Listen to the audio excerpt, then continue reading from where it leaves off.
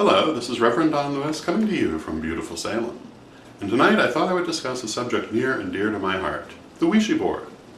Why is the Ouija board near and dear to my heart? Well, there are a couple of reasons. One of them is that I've used it successfully in my own psychic training. The other is that people have such strong opinions about Ouija boards that one really can't help but make some comments.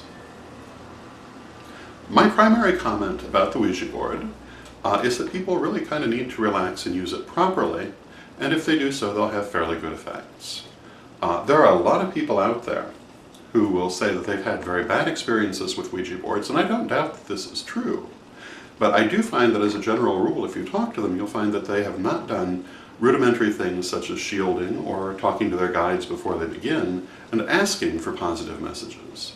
And very often when you meet someone who's had a negative experience with a Ouija board, you'll find actually that they were looking for a negative experience. They wanted something spooky, they wanted something reminiscent of a horror program, and they got something not unlike that, although in very rare cases is it anything more than gobbledygook. But when you're looking for a spooky experience, it doesn't take much to have one. Many years ago, I took part in a radio program for telepathic radio, which was entitled Ouija Board, Psychic Tool or Gateway to Hell, Hell, Hell. The other guest was Howard Heim, a prominent Chicago psychic personality, and we took opposite points of view. My point of view was and is that a Ouija board is a perfectly valid psychic tool, particularly for learning to become clairvoyant, and his point of view was that it was a gateway to hell, hell, hell. And the story that he told to prove this, in my opinion, really kind of sums up the situation. And he talked about a group of frat boys who got drunk and took their Ouija board to the cemetery at midnight and had a bad experience. To which I would say, duh. They had a bad experience, they were drunk in the cemetery at midnight with their Ouija board looking for something spooky to happen, and it happened. Well, you know, I don't find that surprising. And if that's how you're going to use it, you're probably not going to get good results. It's not what it's meant for. But they did get what they asked for. And all they got were some negative messages. But if you're going to use a Ouija board, this is what you do.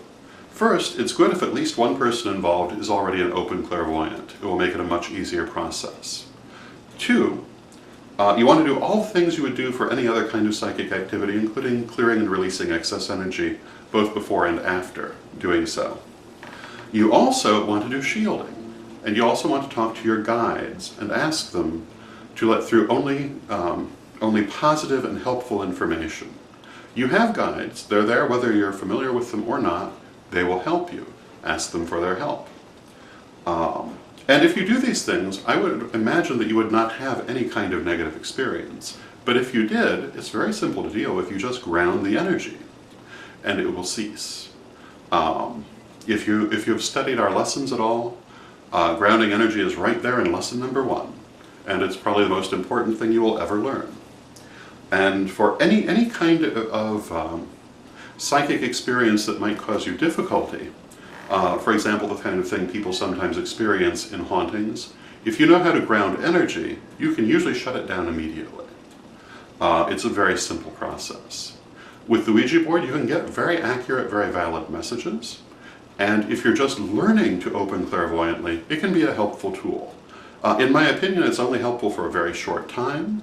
It's not really something that's meant to be used on the long term, but it can be good for opening, provided that it's used, again, in the right way. And if you're not using it in the right way, and especially if you're looking for a spooky experience, well, you might get it. Why do you get it? Well, one of the reasons is that when you start doing clairvoyant work, when you first begin, you have to open the channel. You have to build the muscles that allow you to receive the messages. Until you do that, you often get nonsense. You can also get things that are actually coming out of your own subconscious. Eventually, you learn how not to do that. When you're working with something like a Ouija board, particularly if you're only just beginning that process, you can get those kinds of results. How do you guard against them? The things I've already told you. You talk to your guides, you clear and release excess energy, you might want to light some candles or create some energetic batteries to help you. And if you do these things, usually it works pretty well. So my advice about the Ouija board is to remember the old saying, garbage in, garbage out. Meaning, use it with a reverent frame of mind as a spiritual tool, and it will be a spiritual tool. Treat it as a game, look for spooky experiences, and you're going to get garbage. But as with any other psychic thing, if you do it right, if you practice good psychic hygiene, you should get good results. And that concludes my discussion of the Ouija board. I'm sure this will get lots of responses. And until next time, may you blessed be.